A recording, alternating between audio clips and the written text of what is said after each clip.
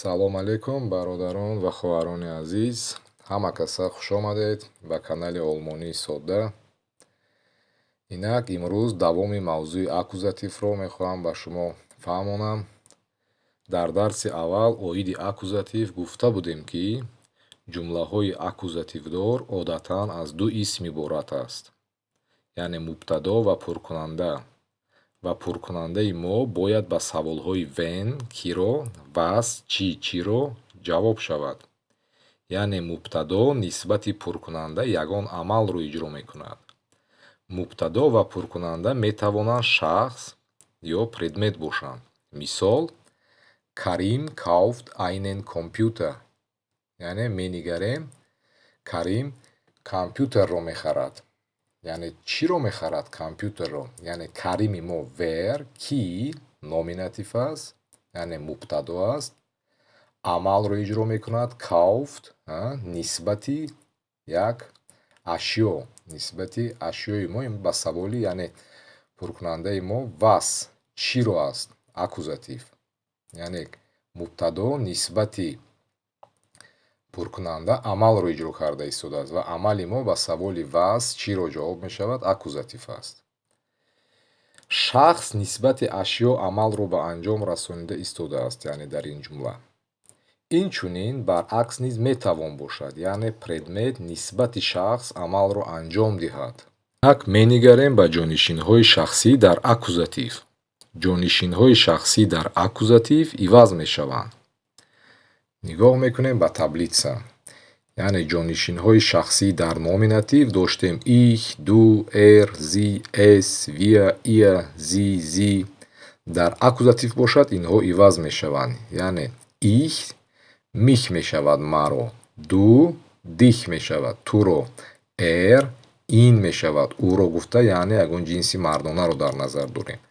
зи тағйир намеёбад, ӯро ҷинси занонаро дар назар дорем. es гуфта es мешавад дар аккузатив низ, ӯро гуфта ҷинси миёнаро дар назар дорем. wir бошад uns мешавад, яъне моро. ihr euch мешавад шуморо. зио тағйир намеёбанд, чуноне ки аст ҳамин гуна мемонанд. якчанд мисол барои шумо. Mein Auto ist schön. мошини ман зебо аст. Ich liebe es. яъне ман ӯро дӯст медорам, ман вайро дӯст медорам. es гуфта, яъне мо das Autoро дар назар дорем, яъне амали ich нисбати auto равона карда шудааст. ман ӯро дӯст медорам. ё ки mein Vater kommt. падари ман меояд. Mein Vater kommt. Ich sehe ihn. падари ман меояд, ман ӯро мебинам. яъне ӯро гуфта падарро дар назар дорем. Der Student studiert sehr fleißig. донишҷӯ хеле хуб мехонад. Der Lehrer lobt ihn. муаллим омӯзгор ӯро таъриф мекунад. яъне дар ин ҷо нигоҳ мекунем, шахс амалро нисбати як шахси дигар, яъне ӯро гуфта мо донишҷӯро дар назар дорем, таъриф мекунад. мисоли навбатӣ: Die Kappe ist sehr alt, aber Sonja trägt sie. яъне кӯлоҳ, ҳамун кепка, хеле кӯҳна аст, аммо Соня ӯро мепӯшад. яъне ӯро гуфта, зи гуфта мо дикаперо дар назар дорем. яъне шахс нисбати як предмет амалро ба анҷом расонида истодааст. чӣ гунае ки гуфта будем, аксарияти феълҳо баъди худ аккузатив талаб мекунанд, ба монанди essen хӯрдан, киро ё чиро, schreiben навиштан, киро ё чиро, kaufen харидан, lieben. инчунин феъли haben низ баъди худ аккузатив талаб мекунад. феъли haben доштан тарҷума мешавад ва бо таври хоса тасриф мешавад. инак менигарем. Ich habe, ман дорам, du hast, ту дорӣ, ё ин ки зи ё ин ки es hat, вай дорад, wir haben, мо дорем, ihr habt, шумо доред, sie haben, шумо доред, Sie haben onho dorand. Misol Peter hat eine Mutter und einen Vater. یعنی پتر دارد. چی دارد یعنی؟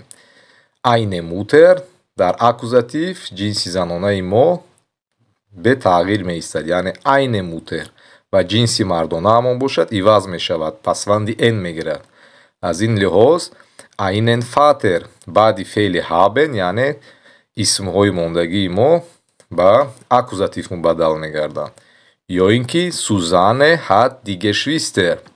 سوزانه خواهر و برادران دارد. یعنی die Geschwister در акузатив عوض نمی شود. همین نوشته می ایستد. جانشین های انکاری kein برای انکار اسم استفاده می شوند. این چونین به مانند ارتیکل نامعینی ein به جنس ها تقسیم می شوند.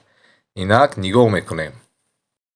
یعنی kein در نومیناتیو kein در جنسی زنانه باشد keine در جنسی میانه باشد kein. شکل جمع keine. در акузатив باشد تنها جنسی مردانه جانشین انکاری kein عوض می شود. یعنی keinen.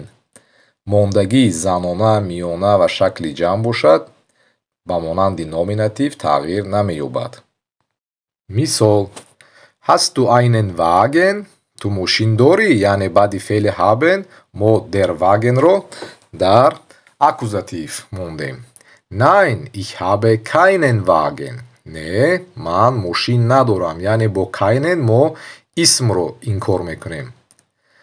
Hat Anna das neue Buch? Anna کتابی نو دارد؟